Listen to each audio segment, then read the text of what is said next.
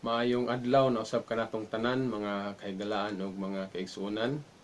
Ani usab kita sa ato ang tulumanon atong programa, ang doktrina sa Biblia. Ang atong pagatun-an karon mga higala, focus ta sa pinadayag 14. Paralel ni sumpay ni siya sa ato ang natun-an atong niagi nato nga presentasyon sa Daniel. Nagtuon man ta atong niagi Daniel City. Karon atong tun-an mao ang pinadayag 14 size paingon sa 11. Kining pinadayag nga higala na puno ni sa simbolo, daghan kay mga simbolo. So atong tan-awon diri unsay mga kahulugan ang iyang ipangsulti dinhi atong isa-isahon ni og hatag og kahulugan. Ako sang basahon mga higala. Sugod ni sa pinadayag 14 size paingon sa 11. Akong basahon. Og nakita ako ang laing manulunda nga naglupad sa tiliwala sa kalangitan. Og kini siya may gidalang walay katapusang maayong balita. Aron imantala ngadto sa nanagpuyo sa yuta sa tanang kanasuran, kabanayan, pinulungan og katawhan. Tanang tao mo iyang walihan ani, mensahian. Og sa makusog nga tingog siya nag-ingon, kahadlukin ninyo ang Dios og kaniya ihatag ninyo ang himaya kay nahiabot na ang takna sa iyang paghukom og simbahan ninyo siya nga maoy nagbuhat sa langit ug sa yuta, sa dagat ug sa mga tuburan sa tubig. Ikaduhang manununda. Og misunod ang laing manunda, ang ikaduha nga nag-ingon, nagunob na ang bantugang Babilonia. Ang babae nga mao ang nagpainom sa tanang kanasuran sa bino sa iyang mahugaw kaulag. Ikatulong manunda, og misunod ang laing manunda ang ikatulo nga nag-ingon sa makusog nga tingog, kung adunay mosimba sa mapintas nga mananap og sa iyang larawan og pamarka sa iyang agtang o sa iyang kamot, siya usab magainom sa bino sa kapungot sa Dios nga pagatagayon nga walay sambog ngadto sa kupa sa iyang kasuko. Og siya pagasakiton pinagi sa kalayo ug asupre diha sa tubangan sa tanang balaang manununda ug sa tubangan sa kordero. Og ang aso sa ilang kasakit magautbo hangtod sa kahangturan, og sila dili makatagamtam sa pahulay sa magabi ug sa maadlaw, sila nga mosimba sa mapintas nga mananap og sa iyang larawan og ang bisan kinsa nga minarkahan sa iyahang ngalan. Atong isa-isahon higala og hatag og mga kahulugan aron ato ni masabtan kay mga full of simbolo ni siya. Karong mga kahulugan atong tan-awon ang say mga kahulugan niya. Balikon kog basa ang size. Og nakita ako ang laing manulunda. Ang pulong manulunda sa Greek anghelos, nagpasabot mensahero, messenger. Dili siya literal nga manulunda kundi mensahero. Naglupad sa taliwala sa kalangitan og kini siya may gidalang walay katapusang maayong balita aron imantala ngadto sa nagpuyo sa yuta sa tanang kanasuran, pasultihan yun ang nasod. Ani nga mensahe, kabanayan, pinulungan og katawhan. Unsa isulti niya? Og sa makusog nga tingog siya nag-ingon, kahadluki ninyo ang Dios og kaniya ihatag ninyo ang himaya. Fear God and give glory to Him. Nganuman, kay nihabot na ang takna siyang paghukom og simbaha ninyo siya, which is God. Simbahon nato ang God, ang Dios nga maoy nagbuhat sa langit ug sa yuta, sa dagat ug sa mga tuburan sa tubig. Ang una daing mensahe nga gidala sa manulunda, ang unang manulunda day nagdala sa mensahe nga ipasimba ang Dios nga katong Dios nga nagbuhat sa langit, sa yuta, sa dagat ug sa mga tuburan sa tubig. Katuday siya nga Dios ang atong simbahon. Karon unsaon man nato pag-ila ni nga Dios, asa man nato ni pangitaa aron atong mailhani nga moy atong simbahon. Kato man kunong Dios nga nagbuhat sa langit ug sa yuta. So atong tan-awon, balik ta sa Genesis from creation. Dili gyud paglalang sa kalibutan aron atong mailhani nga Ginoo nga angay natong simbahon. Genesis 1:1 akong basahon. Sa sinugdan gibuhat sa Dios ang mga langit ug ang yuta. Kini nga Dios mo itong simbahon nga sa sinugdan nagbuhat sa langit ug sa yuta. Unya katong Dios pod nga nagbuhat sa tuburan sa mga tubig. Lakto ta sa size higala. Og mingon ang Dios, mahimo ang usa ka hawan taliwala sa mga tubig. Og pagabahinon ini ang mga tubig gikan sa mga tubig. O gibuhat sa Dios ang hawan o gilain ang mga tubig nga diha sa ilalom sa hawan gikan sa mga tubig nga diha sa ibabaw sa hawan og nahimo kini. Kini nga Dios nga nagbuhat sa langit ug sa yuta og sa tubig mo maipasimba. Nga pag human nagbuhat atong basahon. Genesis 2:1 paingon sa 3 pag human nagbuhat. Og nahuman ang mga langit og ang yuta og ang tibuok nga mga panon kanila. Og sa adlaw nga ikapito natapos sa Dios ang buhat nga iyang gihimo. Og mipahulay siya sa adlaw nga ikapito gikan sa tanan niyang mga buhat nga iyang nahimo. Og gipanalanginan sa Dios ang adlaw nga ikapito og nagbalaan niini tungod kay niini nagpahulay siya gikan sa tanan niyang mga buhat nga gibuhat og nahimo sa Dios. Kini daay nga Dios may ato ang simbahon. Katong Dios ba nga paghuman niya buhat sa langit ug sa yuta ug sa mga tuburan sa mga tubig mipahulay sa adlaw ikapito. Ug ang adlaw ikapito iyang gi nagpanalangin siya, nagbalaan ug iyang gi pahulayan. Katong nga Dios may ato ang simbahon. May sulti sa unang manununda. Nga katong mo simbaha. Nga Dios para ma-recognize guni siya nga Ginoo kining iyahang kini nga mensahe sa manunda naa gyud ni nasulat sa 10 Commandments sa ikaupat nga sugo. Exodo 20:8 paingon sa 10 akong basahon. Hinumduman mo ang adlaw nga ipapahulay aron sa pagbalaan niini. Sa unom ka adlaw magbuhat ka ug buhaton mo ang tanan nga imong mga buluhaton. Apan ang adlaw nga ikapito mao usa ka adlaw nga igpapahulay alang kang hiyuba nga imong Dios. Kini di ay adlaw ikapito nga mao adlaw nga balaan. Igpapahulay ni alang kang hiyuba nga imuhang Dios. Unsay rason nga ato man siyang pahulayan? What is the reason nga mopahulay man ta sa ikapito ka adlaw? Atong basahon. Dita sumpayan nato sa 11. Mao ni ang rason higala. Kay sa unom ka adlaw gibuhat ni Hiyuba ang langit ug ang yuta, ang dagat ug ang tanan nga anaa niini, ug mipahulay sa ikapito ka adlaw. Busa gipanalanginan ni Hiyuba ang adlaw nga ipapahulay ug gibalaan niya kini. Mao ni ang singgit sa manulunda nga kini nga Dios nga mipahulay pag human gibuhat sa langit ug yuta mipahulay sa ikapito ka adlaw, kini mao simbahan ninyo. Sa unsa nga bahin nga ato sang gisimba kun kita mo pahulay sa adlaw nga ikapito nga iyang gibalaan, gipanalanginan o gipahulayan. Muna singgit sa unang manulunda higala. Ikaduha, unsa may sulti sa ikaduhang manulunda? Balikan nato ang Pinadayag 14 bersikulo 8 nagingon.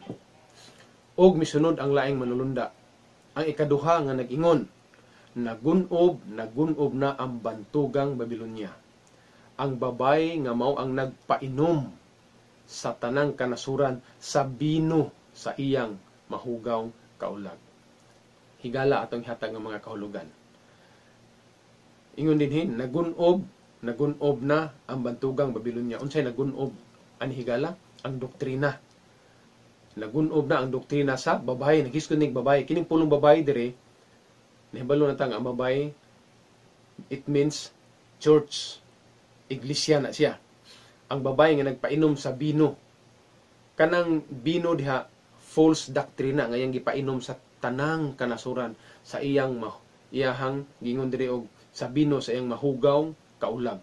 Nganuman, kung mangita gay taglaing doktrina nga sukwahi sa kamatuoran, fornication na siya, adultery, nangita taog lain. Sa diha nga ang tinuod, ang kamaturan ilisdan natog bakak, adultery na siya, fornication na siya. So, mo na ingon, mo na nga ang ingon ding nagunob ang doktrina, ang Babilonya, ang pulong Babilonya higala, ang pulong Babil, confusion ang meaning ana. Confusion, kalibog. Hato pa libog kayo. Nganuman kay ang kamatuoran gilisdan nila og bakak. Ang bakak mo gipainom sa tanang kanasuran sa doktrina nga sayop nga doktrina mo gipainom sa tibok kalibutan mo na ang tawo nahubog. Unsa nga doktrina ilang gipainom? Ang pagkabalaan sa Sabado ilisdan og Domingo. Kanang Domingo mo gipainom sa tanang kanasuran gyud sa babay sa iglesia. Muna nga moingon ato mga katigulangan nga unsay kuno matag mahayag may kung pagkamatyan nganuman hubog siya sa hubog, daghang hubog nga mga nasod sa sayop nga kamatuoran. Kay ang ang Sabado nga mao ipapahulay ilang gilisdan sa Domingo, ug ang Domingo mo ilang gipainom sa tibuok kalibutan. Mo na ang kalibutan hubog, dili kasabot. Gahi pasabto nimo sa kamatuoran ngano man hubog. Nahubog man. O kining babae diri higala gidugangan og pasabot ni Juan Liberador dinhi sa Pinadayag 17:5 higala nag-ingon akong basahon og diha sa iyang agtang naisulat ang tinago nga ngalan Babilonya nga bantugan, ang inahan sa mga dautan nga babae. Gitawag siya inahan sa daotang babae. Kining dako nga simbahan gitawag siya inahan. Nganuman naapod siya mga anak. Ang iyang mga anak kanang gikan sa iya unya milain. Unya nagdala gyapon sa iyang doktrina nga mao ang Sunday keeping, kanang pagbantay sa adlaw Domingo. Iyan ang mga anak sakop niya kay gikan na sila diha. Nagprotesta sila, mga tanang protestante, evangelical, nagdala gyapon anang doktrina sa dakong iglesia, sa dakong simbahan nga ilang ang pagkabalaan sa Sabado, ilang gilisdan sa Domingo, gitawag ng iyang mga anak mo, gitawag siya inahan. Gitawag siya dinhi og inahan sa mga dautan nga babae. Kining pulong babae diri iglesia ni. Siya mo inahan, kay siya may punuan anang nga doktrina. Hingsuon naman na sila. Nahimo siyang anak, nahimo silang anak, gitawag siya inahan. Pinadayag 14:9 paingon sa 11 akong basahon. Og misunod ang laing manlunda ang ikatulo nga nag-ingon sa makusog nga tingog. Kung adunay mosimba sa mapintas nga mananap og sa iyang larawan og pamarka sa iyang agtang o sa iyang kamot, siya usab magainom sa bino sa kapungot sa Dios nga pagatagayon nga walay sambong ngadto sa kupa sa iyang kasuko.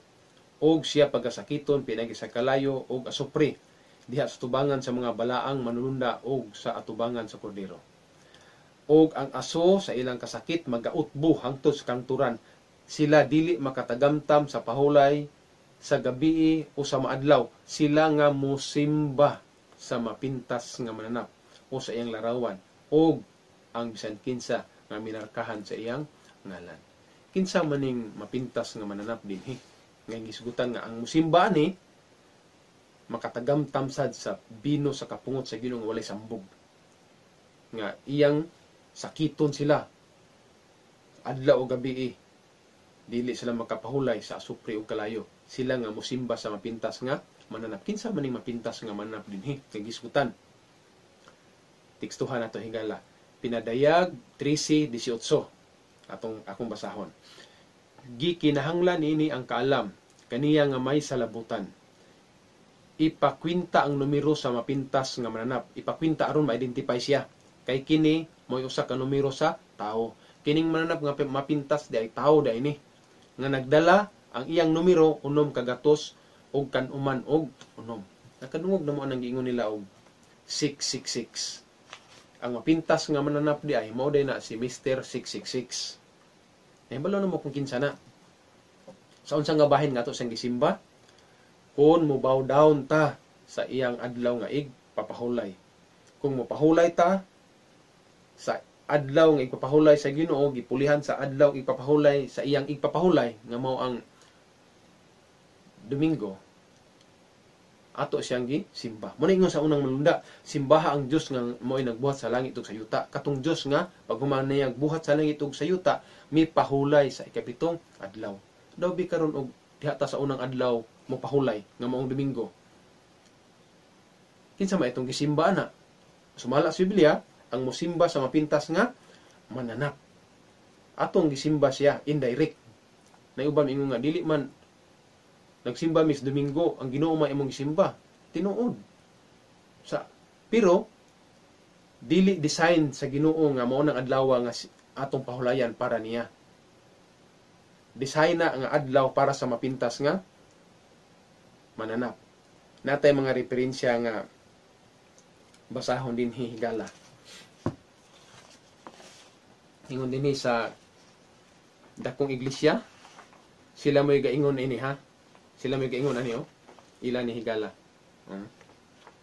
Ako lang basahon. Ako basahon niya higala. Sila gaingon no. If Protestants will follow the Bible, they should worship God on Sabbath day. Kung ang Biblia mo itong tumanon, ang dakong iglesia nag-ingon ha. If Protestants will follow the Bible, they should worship God on Sabbath day. Sila gaingon. In keeping Sunday, they are following a law of the Catholic Church. Sa ila din paghimo niya na, nagsunod sila sa balaod sa dakong iglesia. Kanang mga evangelical, gisukmata no, nanukmat sila dinhi. Niya pa higala. Ang gaingon higala, Albert Smith, Chancellor of the Archdiocese of Baltimore, replying for the Cardinal in the letter February 10, 1920. Niya pailain higala.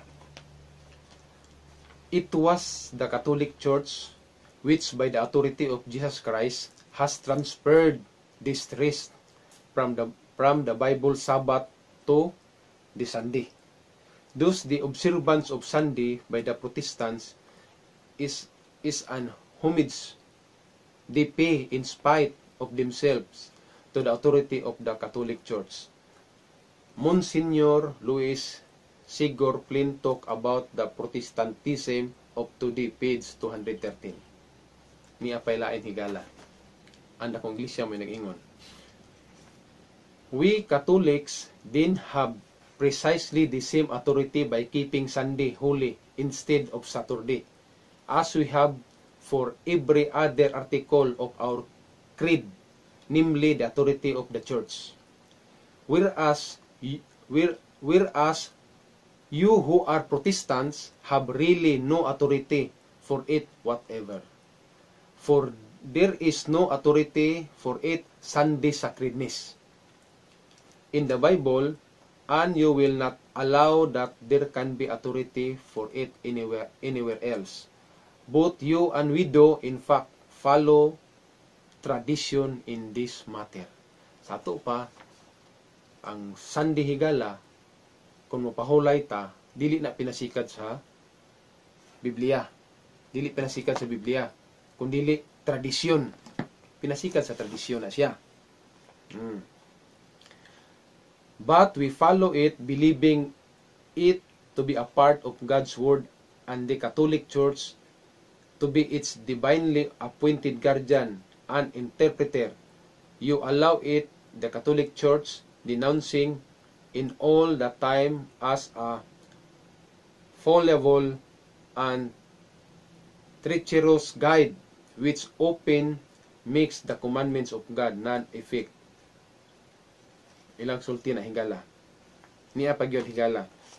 Kato ang gasulat ato, The Brotherhood of St. Paul, The Clifton Tracts, Volume 4, Tract 4, page 15. Niya pagyod higala. The Catholic Universe Bulletin, August 14, 1942, page 4. Sila ingon. The Church changed the observance of the Sabbath to Sunday by right of the divine, infallible authority given to her by her founder, Jesus Christ. The Protestant, claiming the Bible to be the only guide of faith, has no warrant for observing Sunday. Klaro kayo higala. Niya pa higala. Ang marka sa Ginoo o ang seal o ang ilhanan timaan sa Ginoo, mabasa na to. Ezekiel 20 bersikulo 12. Akong basahon. Labot pa usab, gihatag ko kanila ang akong mga adlaw ipapahulay aron mahimong usa ka timaan sa taliwala kanako ug kanila, aron sila makaila nga ako mao si Yuba nga nagbalaan kanila. Gihatag sa Ginoo ang adlaw ipapahulay aron mahimong usa ka timaan, silyo, ilhanan sa Ginoo. Timaan nila, marka sa Ginoo ang adlaw ipapahulay. Niya po ilahadri hingala. Kung marka man sa Ginoo ang adlaw ipapahulay, sumala sa Ezekiel 20 bersikulo 12, na po ilay soon mga higala. Sila may kasulat. Akong basahon ha. The observance of Sunday by the Protestants is an homage they pay in spite of themselves, the authority of the Catholic Church. Monsignor Ruiz Sigor Plan talk about the Protestant of today, page 213. Question: how prove that the Church had power to command feast and holidays? Answer, sila katubag. By the very act, the changing the Sabbath into Sunday, which Protestants allow of, and therefore they foundly contradict themselves by keeping Sunday strictly and breaking most other feasts commanded by the same church. Question, paghigala. How prove you that? Answer, because by keeping Sunday, they acknowledge the church power to ordain feast and to command them under sin. The Dewey Catechism, page 59. Ila paginhigala, niya paginhigala. Of course, unsa nga libro? It's if Thomas Chancellor of Cardinal Gibbon. Akong basahon ha. Of course, the Catholic Church claims that the change was her act, and the act is a mark of her ecclesiastical authority in religious things. Ang ilang pag-usab di ay sa pagkabalaan sa Sabado ngadto sa Domingo, muna ilahang marka, kanang Domingo mo ilang marka of her ecclesiastical authority in religious things.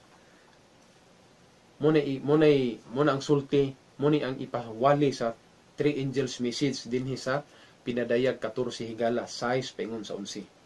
Ang unang lunda nag-ingon, simbaha ang Dios ngay mao'y nagbuhat sa langit o sa yuta, sa dagat o sa mga tuburan sa tubig. Katong Dios nga mo'y nagbuhat, nga paghuman nagbuhat sa langit o sa yuta, mi pahulay sa kapitong adlaw. Nya ikadungulan ingon ni nagunob ang bantugang Babilonia, ang babay, which is ang iglesia, nga nagpainom sa binos iyang mahugaw, kaulag, nagpainom sa false doctrine, mga sayop nga doktrina nga iyang gipainom sa tibuok kalibutan. Unsa nga doktrina? Imbis ang ipapahulay nga Sabado, gipulihan nila sa Domingo. Muna ang false doctrine nga gipainom sa tibuok kalibutan. Ingon dayon ang ikatulong mulunda, kung naay mo simba sa mapintas nga mananap, kinsa ning mapintas nga mananap, mao ang nagdala sa marka sa nga 666. Kailan mo anak kung kinsa na siya. Kung musimba ta na sa unsa nga paagi, kung kita mo adapt, kung kita mo pailalom sa ilahang adlaw nga ipapahulay, nga ilang adlaw ipahulay mao man ang Domingo. Ang mananap nga mapintas dinhi sa Biblia, nga giingon nga mananap mapintas, dili ni siya Sabbath keeper, Sunday keeper. Ang mananap nga mapintas, nahibalo na mo kinsa na siya, Sunday keeper na, dili na Sabbath keeper. Counterfeit na sa igpapahulay nga iya sa Ginoo. Counterfeit na nga igpapahulay dinhi sa Biblia. Nahibalo man mo. Dili man ingon nga napanghilabot ta, maumang gyud ni ang kamatuoran sumala sa Biblia nga ang mananap nga mapintas higala, dili na siya Sabbath keeper, wa na nang bantay adlaw ipapahulay nga mao ang ikapito ka adlaw. Iyang gibantayan na Sunday keeper na siya. Muna nga Kung atong lapason ang Domingo, walay consequence. Wala tay nalapas kundi nato siya pahulayan ito. Wala tay malapas nganuman. Wala man siya sa napulo ka sugo. Wala siya mabutang sa napulo ka sugo. Pero kung atong lapason ang unsay warning sa Ginoo, kung lapason ang Sabado, kundi ta mo pailalom ani. Atong basahon ha. Hebrehanon 4:4. Kay sa usa ka dapit siya nagsulti mahitungod sa ikapito ka adlaw. Sa ingon niini nga paagi. Og sa ikapito ka adlaw ang Dios mipahulay gikan sa iyang tanang mga buhat. 9. Busa nagapabilin pa diay ang usa ka kapahulayan nga gitagana alang sa tao, alang sa mga tao sa Dios. Nagapabilin pa diay ang adlawng papahulay. Kanang pulo nga nagpabilin higala, wala na mawala. Nagpabilin god na ba nagpabilin nga nawala. Dugangan tas pagbasa sa 11. Busa konsekwensya ni gala. Busa kinahanglan panlimbasugan ta ang pagsulod sa maong kapahulayan. Aron wala usa kanato nga mamatay tungod sa samang pagkamasupilon. Kung atong lapason na konsekwensya gala. Kay kita hibalo na ba gyud ang atong simba sa langit dili ba Domingo. Sabado ba atong simba dito ang nagpapahulay. Atong tagaang bersikulo. Isaias 66:22 og 23. Akong basahon ni gala sa bagong langit, bagong yuta ni. Kay ingon nga ang bag-ong mga langit ug ang bag-ong nga yuta nga akong pagabuhaton, ingon ang Dios, magapabilin sa akong atubangan, miingon si Yuba. Mauman usab, mauman magapabilin ang inyong kaliwatan og ang inyong ngalan. Og mahanabo nga gikan sa bag-ong pagsubang sa bulan hangtod sa usa ug gikan sa usa ka adlawng igpapahulay hangtod sa usa. Ang tanang mga tao, mga katawhan, manganhi aron sa pagsimba sa akong atubangan, miingon si Yuba. Unsang adlaw ani higala? Sabado, ikapitong adlaw.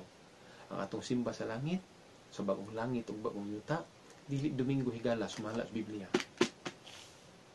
Ikapitong adlaw nga mao ang adlaw Sabado. Mao na nga nay consequence nga kung di kita manlimbasog sa pagsulod aning mao nga kapahulayan, yung panlimbasugin niyo ang pagsulod sa maong kapahulayan aron walay usa ta ninyo nga mamatay sa tumang pagka masupilon. Higala, mao na tingali ni atong presentasyon. Ato na pwede sumpayan sa sunod o para ma-share, ma-bless pod ang uban higala, i-share ninyo ni. Dayon pag-subscribe mo para ma-update mo sa ato ang bago nga mga videos. O daghang salamat sa inyong pagpatalinghog o sa inyong pagpaminaw. Ang Ginoo magapanalangin kanatong tanan.